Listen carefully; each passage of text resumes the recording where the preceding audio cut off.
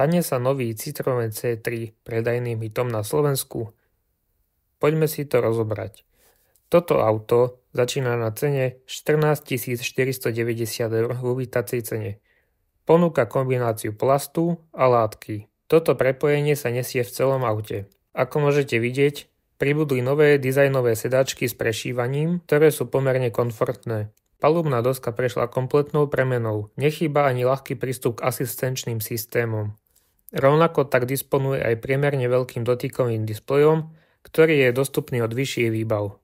Nechýba ani multifunkčný volant a v hornej časti sa nachádza rádoby head-up display. V kombinácii plastu a látky sme sa nevyhli ani na palubnej doske. Čo ma však nepríjemne zaujalo, bol zvukový prejav dverí, však si to vypočujte sami. Tento nedostatok sa u ďalších aut neprejavoval, no aj tak ma to nepríjemne prekvapilo, nakoľko išlo o slovenskú premiéru.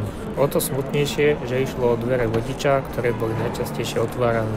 Auta boli predstavené vo všetkých farbách, pričom červená kombinácia s čiernou strechou tomuto autu svedčí najviac. Auto bolo predstavené v dvoch výbavách, pričom pribudla prostredná výbava, ktorá umožňuje kombinovať dvojfarebné lakovanie a pridáva niektoré prvky výbavy. Táto výbava sa však zásadne nelíši od najvyššej výbavy. Oproti najslabšej výbave však ponúka možnosť dvojfarebného lakovania a pridáva do auta predovšetkým dotykový displej. Nová C3 je dostupná aj ako elektromobil, pričom dosahovaný výkon by mal presahovať 80 kW.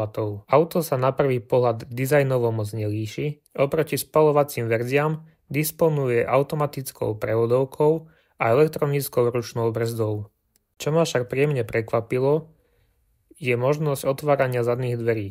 Zadné dvere sa dajú otvoriť pod veľmi veľkým uhlom, čo umožní ľahké nastupovanie do zadných sedačiek. Zadné sedačky sú delené v niektorých verziách 60x40, inak sú spojené a dajú sa sklápať ako jeden celok. Najlacnejšia verzia disponuje plechovými kolesami s puklicami, ktoré vyzerajú pomerne pekne. Nechýbajú ani LED svietidlá, vnútri je však možné badať, že ide o najlacnejšiu verziu. Sedačky nie sú dvojfarebné, nemajú prešívanie, v interiéri chýba dotykový displej, ktorý je nahradený stojanom na mobil. Na dverách si môžete všimnúť, že chýba prešívanie lakťových opierok, pričom sa šetrilo aj na volante. Základná verzia však stále disponuje tempomatom a manuálnou klimatizáciou. Čo sa týka kufra, ide o priemerne veľký kufor. Poteší však, že za 25 eur je možné nakonfigurovať si aj predprípravu na rezervné koleso. A aké zmeny nastali pod kapotou? Ide o nový benzínový motor 1.2 PureTech, ktorý je vybavený rozvodovou reťazou. Toto riešenie odstraňuje zásadný problém,